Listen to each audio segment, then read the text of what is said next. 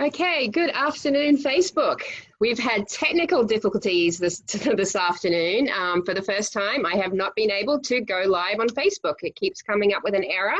So what I'm doing is recording my Zoom interview and I will put it up as soon as we're done. So I'm sorry if you were sitting around waiting, but I don't know, I can't explain it. So anyway, good afternoon. My name is Kim McCarthy.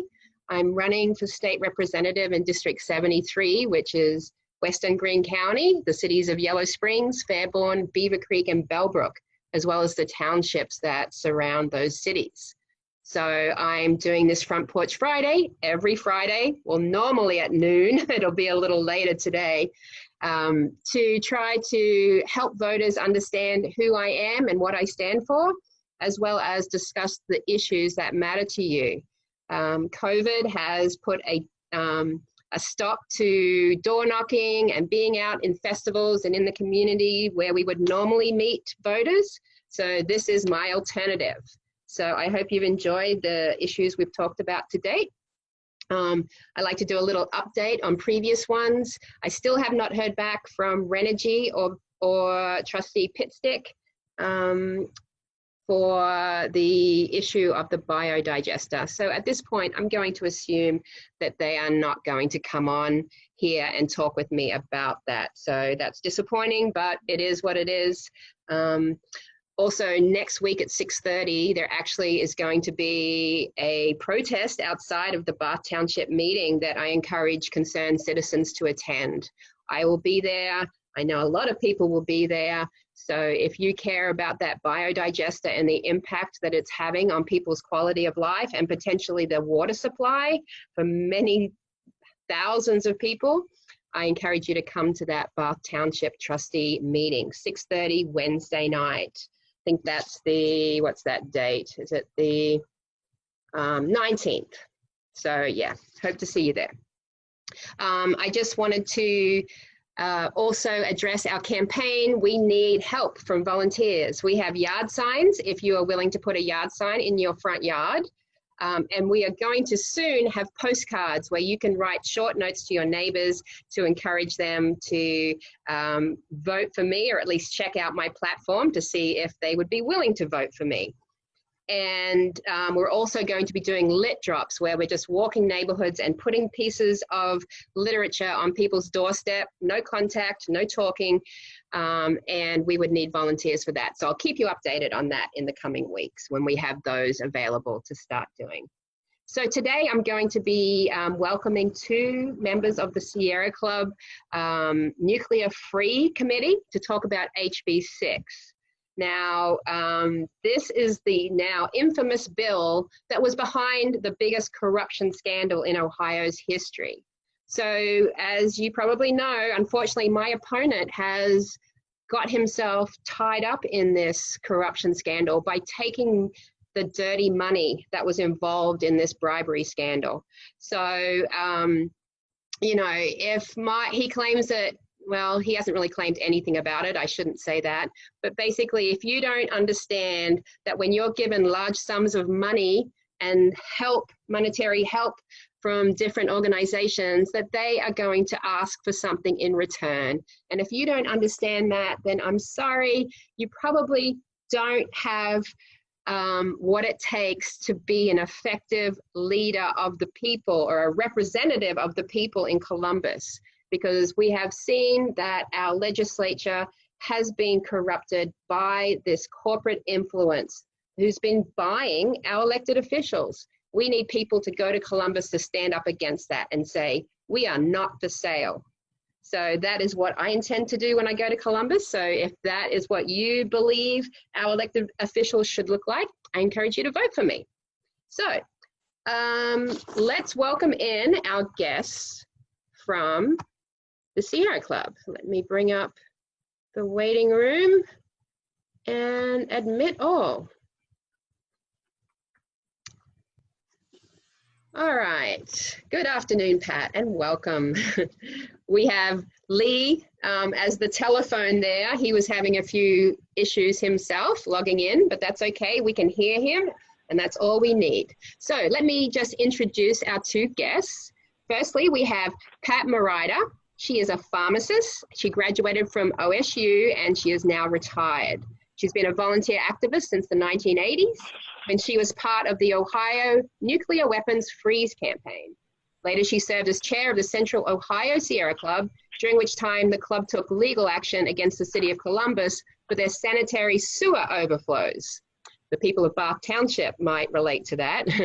And she got 2 consent decrees from the Ohio EPA that forced Columbus to address those problems. So that's great.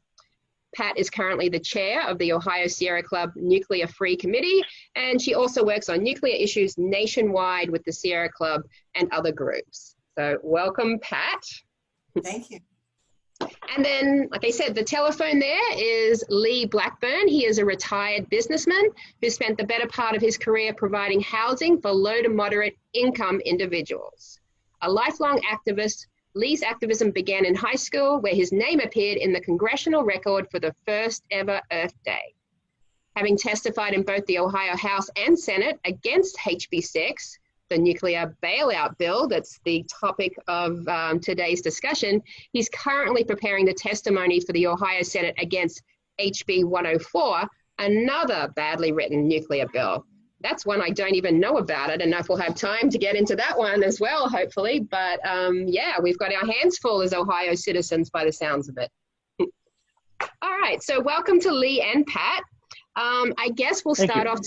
You're welcome. I guess we'll start off today with a little bit of a background on FirstEnergy, which is the corporation that did the bribing, who gave that $61 million to Householder and others. Let's talk about their background and why they don't deserve a bailout. Well, I'll start and then I'll let Lee chime in. How's that?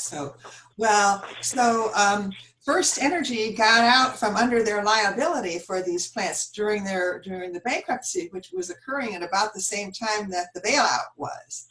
And we used FirstEnergy and FirstEnergy Solutions as interchangeably, but FirstEnergy is the parent company.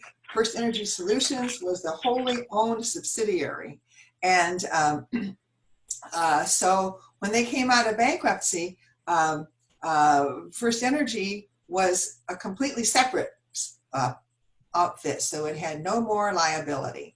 And FirstEnergy Solutions became Energy Harbor, which is now the one that's asking for people's money, and which we're telling people, you know, use some other electric provider, don't use Energy Harbor. But Energy Harbor is a limited liability corporation, so there's very limited liability. So that was one of the reasons why they didn't want to continue operating Davis, Bessie, and Perry, and their 2 nuclear plants in Pennsylvania. They were still making a small amount of money, actually. So FirstEnergy is incredibly mismanaged because they received $9 billion in stranded costs when electricity was deregulated in 2001, and they managed to go bankrupt after that. Less than 20 years later. They asked the Regional Transmission Organization, PJM, for a bailout, and they were denied. Then while the bankruptcy was going on, during that time, they asked for a $100 million bonus plan for their executives, and that excluded union workers.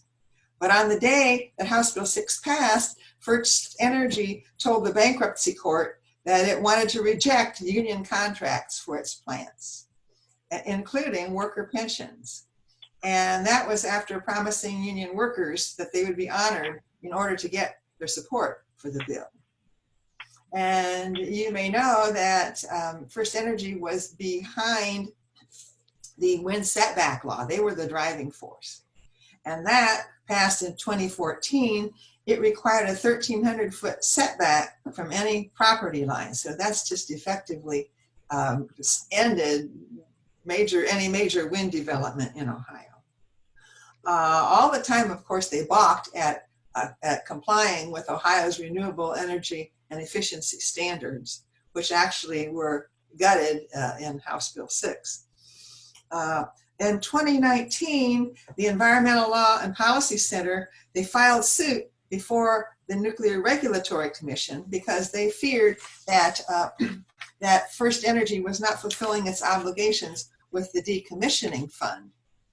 So that's the money, the decommissioning is money that they're required to put into a fund in order to help dismantle the plants after they close.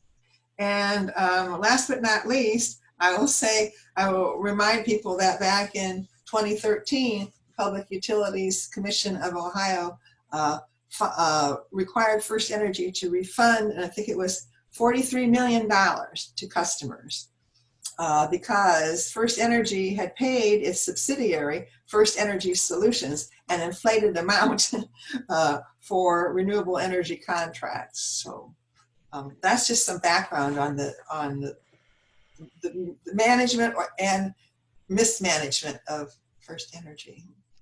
Yeah, wouldn't it be nice if we, as a small business owner, had that kind of support from the government when we made mistakes like that?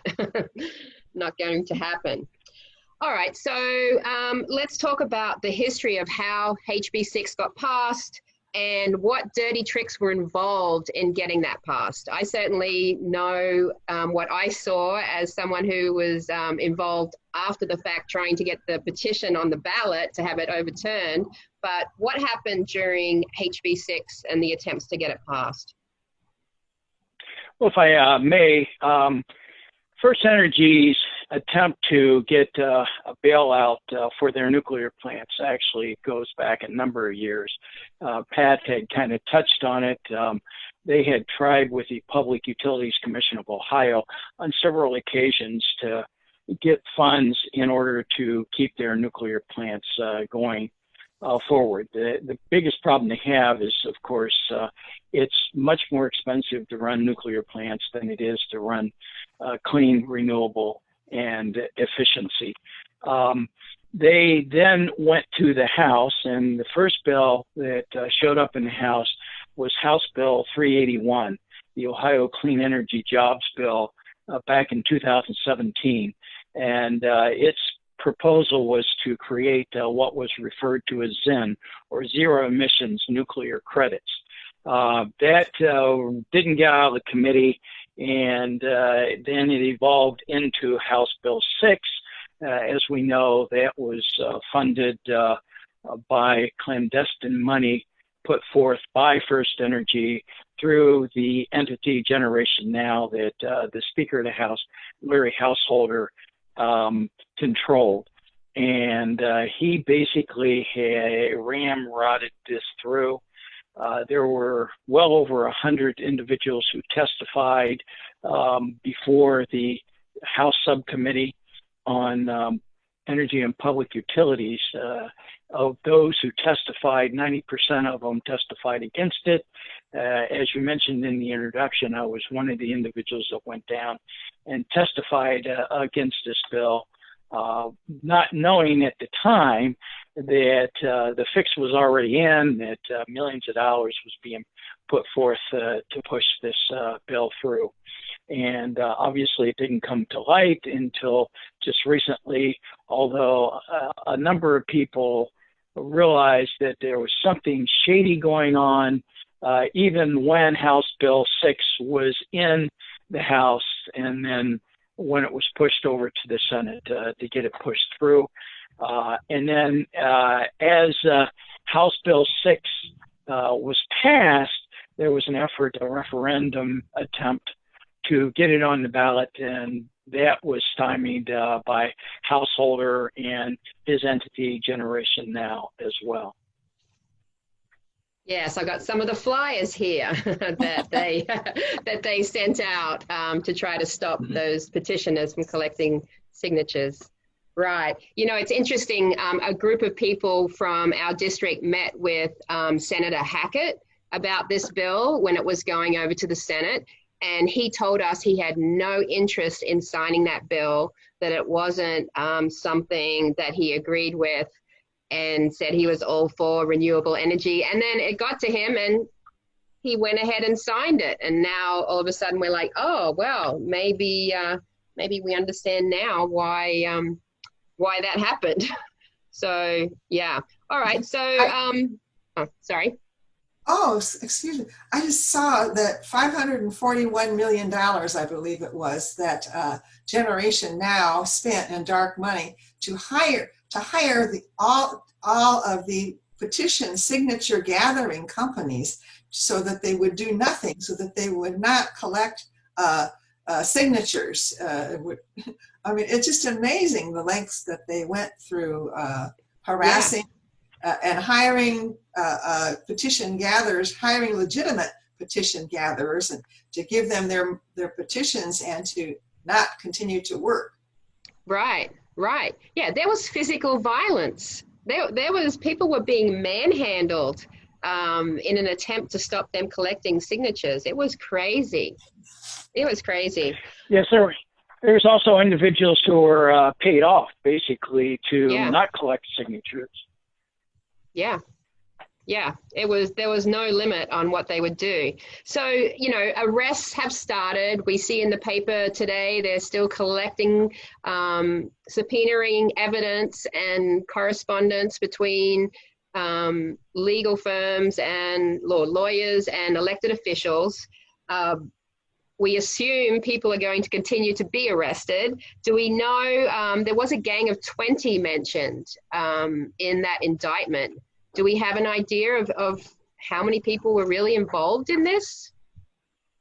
Well, it seems that indeed there were about 20, or at least the affidavit that was put forward by Attorney General de Villiers basically says that there were 21, and that would include householder, that were basically bought and paid for with FirstEnergy money by way of Generation Now. And unfortunately, those individuals are still in the House and don't seem to be much in the way of repentant on what they did. There are several bills in the House right now to try to repeal House Bill 6. One of them was put forth by the Democrats, House Bill 738. And of that gang of 20, only one of those individuals have signed on as a co-sponsor. There's a second bill that was put forward, identical to the first, but put forward by the Republicans, and only 3 of the gang of 20 have signed on to it. So as I mentioned, there's a number of individuals, number of representatives that still must think that House Bill 6 is good legislation. Yeah, that's disturbing. So they didn't name those 20 people or 21 people, right? We assume that's going to come out later?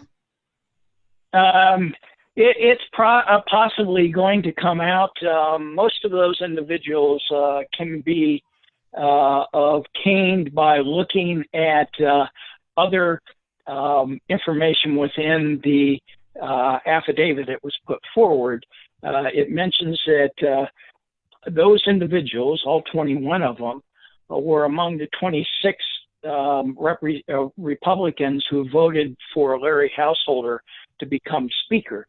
So you can basically start narrowing down, taking out, the 5 or 6 that weren't, to come up with the 20 that are the members or representatives of the gang of 20. Sure. I do know that our representative in this district now, Rick Perales, did not vote for Larry Householder. He was a Smith supporter. So I guess we can be grateful for that, although he did vote for HB6, of course. So, yes, he did.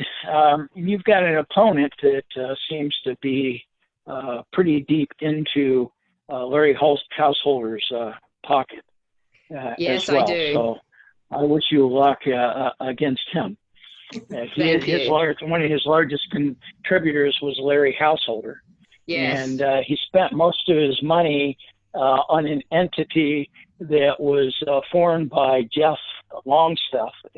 And if you recognize that name, he was one of the individuals indicted along with Larry Householder.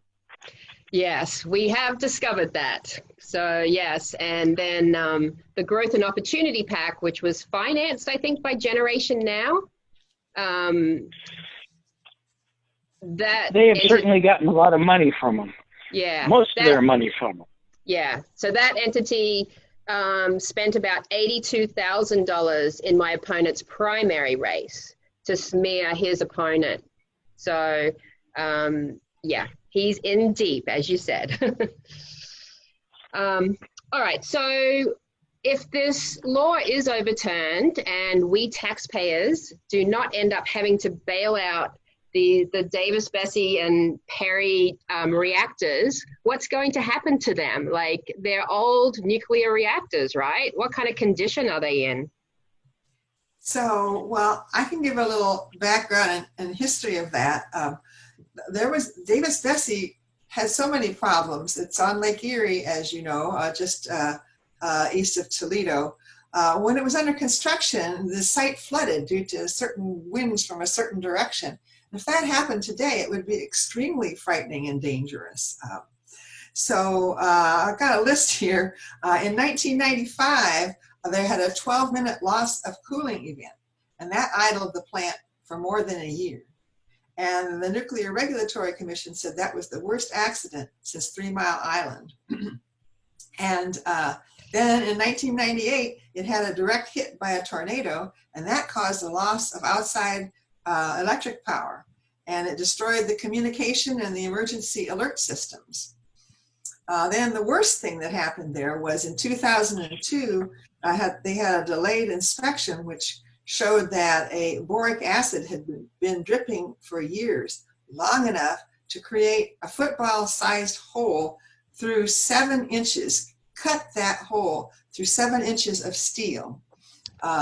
And the only thing between Davis-Besse and disaster was a very small 3/16 inch, I believe, liner.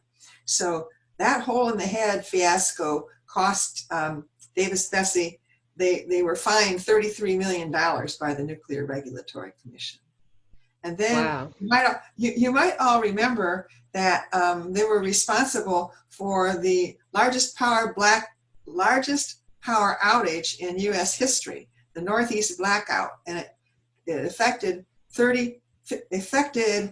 55 million Americans and Canadians, and it was because FirstEnergy hadn't trimmed their trees. And now, of course, the reactor head, well, it's been replaced twice because it's cracking. The shield building is cracking.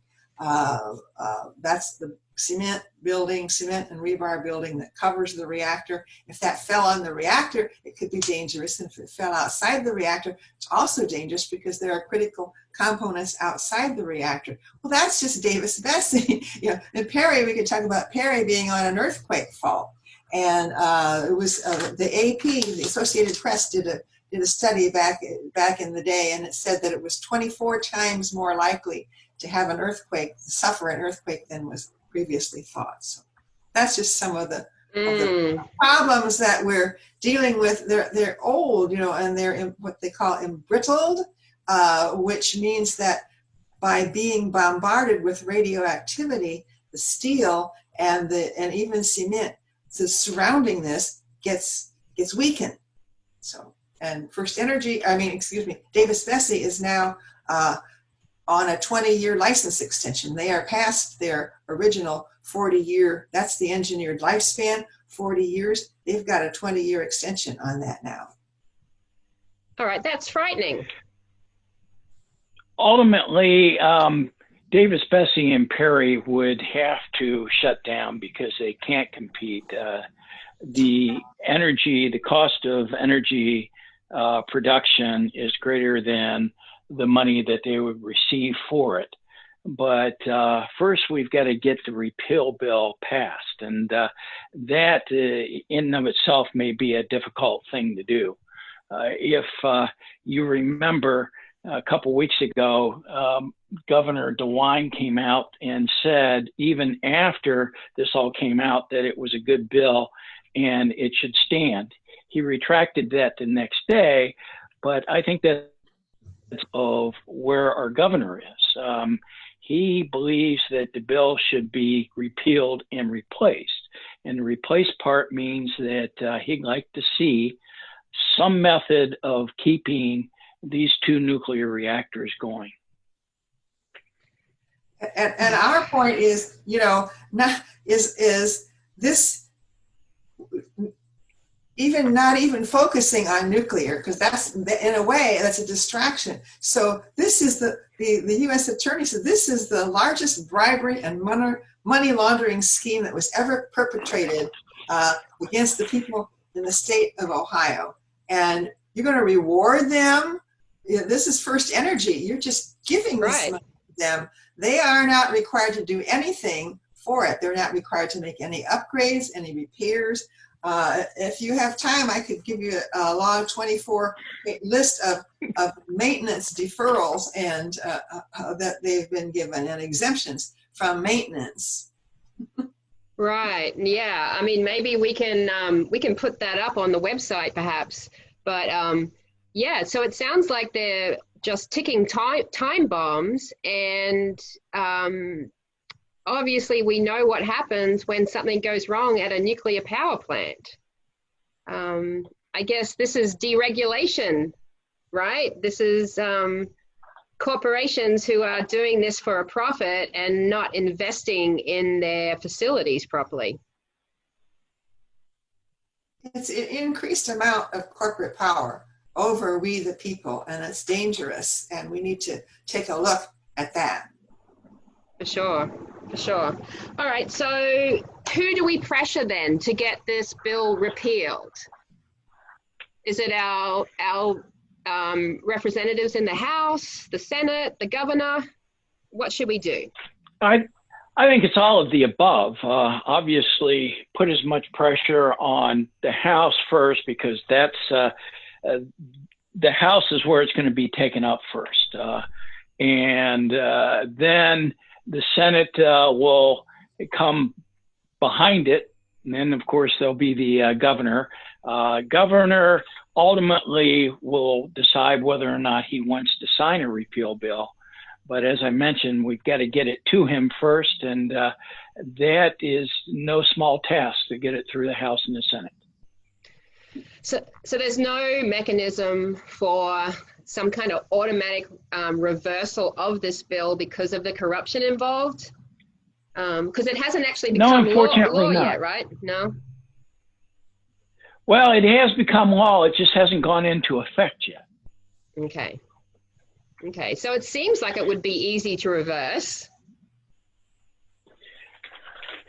Well, again, you're going to have a vote of at least 50 members of the House and 17 members of the Senate in order to repeal the law. And with the Gang of 20 still not on board, trying to get this repealed in the House may be very difficult. Plus, I would imagine, now I'm just assuming, but I would assume that it'll start in the Committee of Public Utilities, and that has members of the Gang of 20 on it that could kill it in the committee. Right. Well, yeah. So that's why it's really important. I mean, people just contact these folks, and the governor, their mailbox is full. You cannot leave a phone message. You have to go to their website and make a comment. But please do contact the governor. And it's the easiest thing for people is to contact your own state senator and state representative. And you can get that information by just do a search for Ohio legislature. And then you can find out if you don't know, you can find out contact information for your legislators. And also our Sierra Club, the Ohio Sierra Club website, we have our Nuclear Free Committee section there, and I'm going to post a list of the people. There's, I think, around 48 people that have not signed on to the repeal, and so those are people that we're targeting too. Okay, yeah. All right, that's a good idea. I mean, the lack of accountability from these elected officials is so disturbing. You know, this should be cut and dry, considering what has been exposed by the FBI and the fact that they can sit there, some of these, especially the people directly related or involved in it, and act like nothing's happening is, it's disgraceful. frankly. Well, it is. It's plausible deniability. They basically took money from both householder as well as FirstEnergy, but they're going to say that we had no idea that this was going on. That we may return the money, whether they do or not. We'll have to see. But Right. I think your opponent has said that he's going to return the money. We'll see if he does that or donates it to charity. Right. But Yeah. He again, said they he'd can say donate that it. I didn't know it was dirty. Right. But they could have said that, but now they have to say, we do know it's dirty. So now we're going to fight to repeal this because it was obviously a fraudulent bill from the very beginning. But, I know we see things differently than a lot of the legislature, which is part of the problem in Ohio right now. So, all right, is there anything else you'd like to add before we wrap this up, Pat or Lee? No, I would go along with Pat in saying that, you need to contact as many legislators as possible to tell them that this is a bad bill and it needs to be repealed. Yeah. With the focus on, not one penny to go to reward the actors behind this corrupt activity. Why on earth are they are they allowing this to still allowing FirstEnergy to still get this money? There's no reason why they should. They can't say there's no reason why they should do that. No, there's no reason. But all right, well, thank you. And I'll put that information up in links underneath this video so people can look up where, who their legislatures are. Hopefully they know that by now, but if not, we'll show them how to find that out. And if you're here in District 73, I'm sure you know Rick Perales is our state rep and Bob Hackett is our senator. So with that, thank you, Lee, and thank you, Pat, for coming on here and explaining, or taking just a short time to explain what's obviously a very complicated issue. We have more than just the fact that there's been all this corruption. We have these 2 nuclear plants that look like they are sitting time bombs and should really be closed down, shut down, decommissioned before an accident happens. But well, thank you for highlighting this. And thank you for having us. Yes, you are Tim, welcome. thank you for your time. I appreciate it. Have a great day. Bye. Yes, bye now. All right, bye. All right, so thanks again to Pat and Lee from the Sierra Club Nuclear Free Committee. And thank you to everyone who joined me today. Sorry about the technical difficulties. I don't know what's going on with Facebook, but they would not let me go live today. But we'll get this video up so you can watch it. And next week, we're going to have people talking about what we can do going forward. If we don't have this bill, what bill should we have? How do we promote green energy in Ohio? And how do we do it? So I hope you'll join me next week for that. But goodbye, everyone, and enjoy your weekend. Thanks a lot.